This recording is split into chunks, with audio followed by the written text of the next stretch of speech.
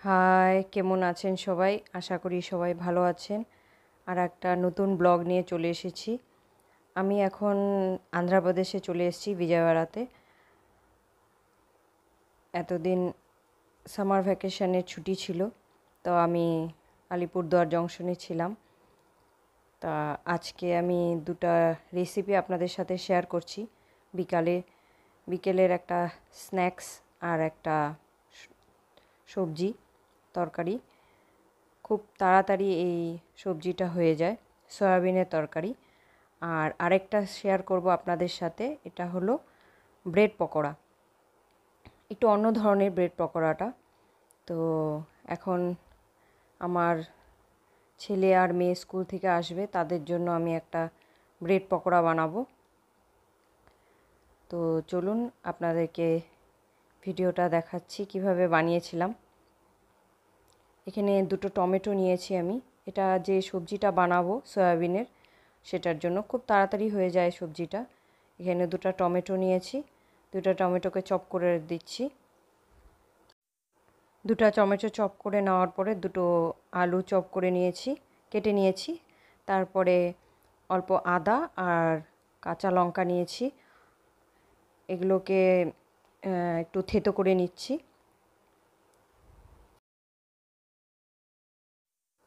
এরপরে সয়াবিনটাকে হালকা গরম জলে একটু ফুটিয়ে নিয়েছি।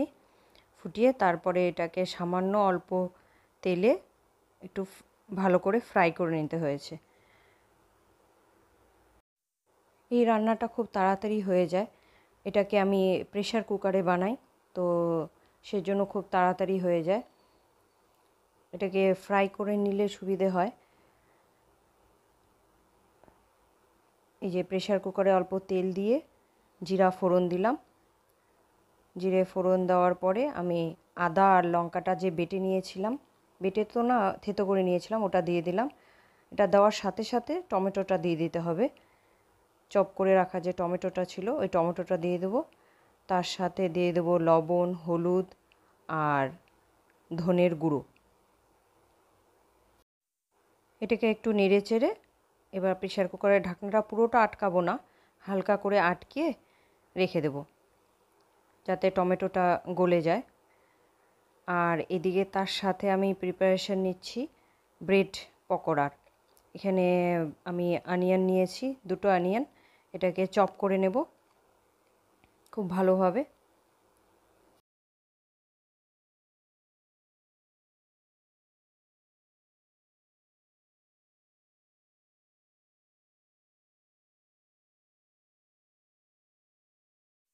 আর এই প্রেশার কুকারে টমেটোটা গলে গেছে। এখন এর মধ্যে আমি দিয়ে দেবো আলু। তারপর আলুটা কিছুক্ষণ নেড়ে চেড়ে তারপরে সয়াবিনটা দিয়ে দেবো। সয়াবিনটা দিয়ে আলুটা নেড়ে জল দিয়ে দিয়েছি। জল দেওয়ার পরে তারপরে সয়াবিনটা দিয়ে দেবো। যেহেতু সয়াবিনটা ভাজা ছিল, এই জন্য সয়াবিনটা আর বেশি কিছু করলাম না। এবার ঢাকনি আটকে দুটো সিটি পড়বে। আর এদিকে পেঁয়াজটা যে চপ করে নিয়েছিলাম, এর মধ্যে দিয়ে দিলাম লবণ, হলুদ, একটু বেসন, একটু ময়দা আর চপ করে রাখা লঙ্কা। এবার এটাকে মেখে রেখে দিলাম। আর এদিকে ব্রেড নিয়েছি, ব্রেডটাকে এইভাবে দুভাগে কেটে নিলাম। কেটে এটাকে সাইডে রেখে দেব। আর আরেকদিকে আমার এই সয়াবিনের তরকারিটা হয়ে গেছে, দুটো সিটি পড়ে গেছে, ওটার স্টিমটাও বেরিয়ে গেছে। তারপরে এই দেখুন কত তাড়াতাড়ি একটা সবজি হয়ে গেল। আর এদিকে ব্রেডটা নিয়েছি, ব্রেডটার ওপরে এইভাবে পেঁয়াজের যে ব্যাটারটা বানিয়েছি ওটা লাগিয়ে দিলাম। এইভাবে লাগিয়ে রেখে দেব। এটা লাগিয়ে ফ্রিজেও রেখে দেওয়া যায়। তারপরে যখন খাওয়ার সময় হবে তখন এটা গরম গরম ভেজে তারপরে খাওয়া যাবে। এই যে এইভাবে বানিয়ে রেখে দিচ্ছি। যখন ওরা আসবে, আর 1-2 ঘন্টার মধ্যেই চলে আসবে, তারপরে ওদেরকে গরম গরম ভেজে দেব।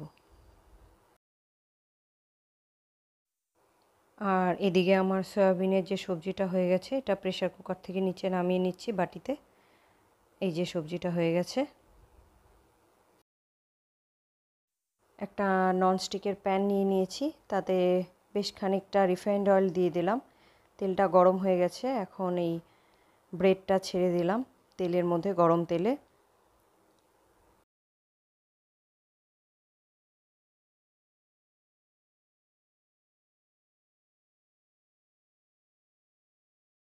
খুব ক্রিস্পি আর খুব ভালো হয়েছিল, ভালো টেস্ট হয়েছিল পকোড়াগুলো। আর এটা একবারে হয়নি, দুবার দিতে হয়েছিল, দুবারে বানিয়েছিলাম।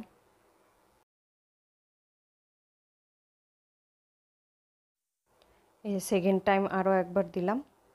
আমি মোট 4টে স্লাইস নিয়েছিলাম, তাতে অনেকগুলোই হয়েছিল। দেখুন কি সুন্দর লাল ক্রিস্পি হয়েছে।